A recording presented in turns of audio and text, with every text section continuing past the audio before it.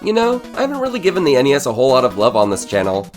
When talking about old sprite-based games, I mostly focus on the 16-bit generation.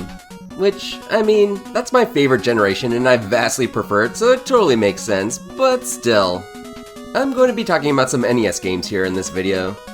NES was the first gaming console I ever played, so I do have a lot of love for the old gray system. I could talk about how great the Mario, Zelda, and Mega Man games are, but that just seems kind of redundant. Instead, I'll be talking about 5 games that are a bit more obscure that I want to show some appreciation for. Depending on what channels you follow, you could be very familiar with these games already, I don't know, but you should still listen to me talk about them either way. These are all games that I played as a little kid, so I'll be upfront and say that nostalgia plays a huge part of my love for these. But I think for the most part, they still hold up pretty well. So, here are some great NES games that you've probably never played.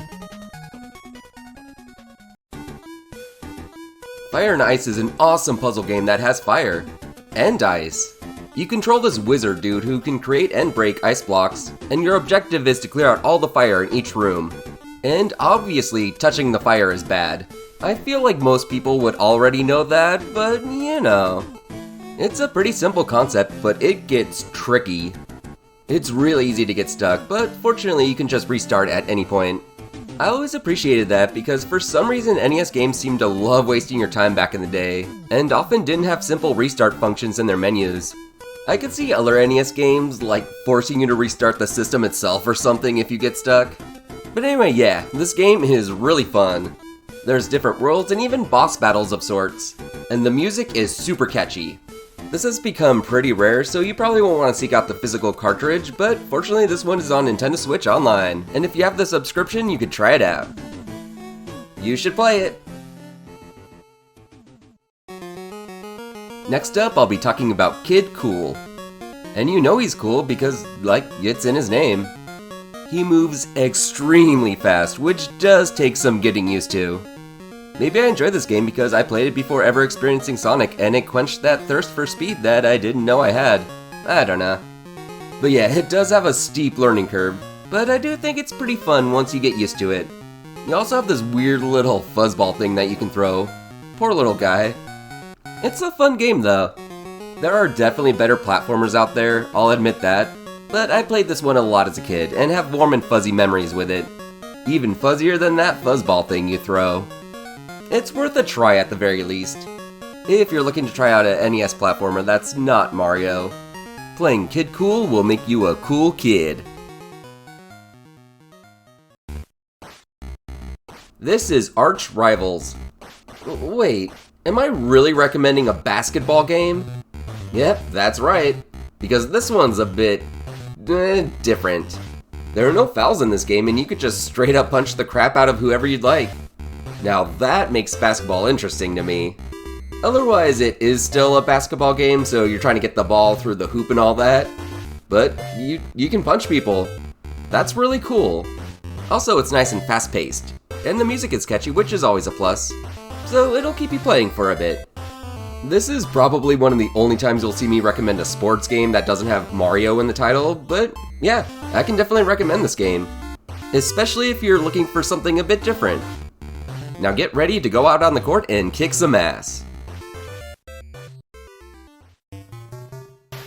When you hear Kung Fu when thinking of NES games, you're probably thinking of this. But add an extra word on the title and you have Kung Fu Heroes. Developed by Culture Brain. Interesting name. Anyway, this is a top-down game where your mission is to kick some ass. You can throw giant punches or do sonic spin attacks into enemies to make them explode. Pretty badass. After you've beaten up enough baddies, you can go through the exit where more ass-kicking awaits. I never owned this game myself, but I played it a lot at a friend's house when I was really little, and I have really good memories with it. It's simple but satisfying, and like all the other games on this list, fun to play. Definitely a game worth trying out. This is totally rad. Like, yeah, that's the name of the game. This was another game I never owned, but I rented it a few times because that box art really made it stand out on the shelf. Just look at that! That is some damn fine box art. But yeah, this is a run and gun style action game where you jump and shoot, similar to Mega Man. You can even charge your laser, just like Mega Man's Charge Shot. It's fast-paced and hits pretty hard. I don't think I've ever beaten it. I've had a lot of fun trying though. Yeah, it's a pretty cool game. Actually, no wait. It's rad. Totally rad. So those are 5 NES games that you likely have not played that you should maybe try out. Do you have any memories with any of these NES games? Or what obscure NES games would you recommend that people should try out? Also, I wanted to mention that this video is my 100th upload to YouTube. My content is officially in the triple digits now. So I wanted to take the opportunity to once again thank you all for the support you've given me over the years. My channel is still pretty small, all things considered, but the constant feedback and support that I've gotten has been what's keeping me going and what's made this all worth it. So, thank you. Whoever's watching this, you are awesome.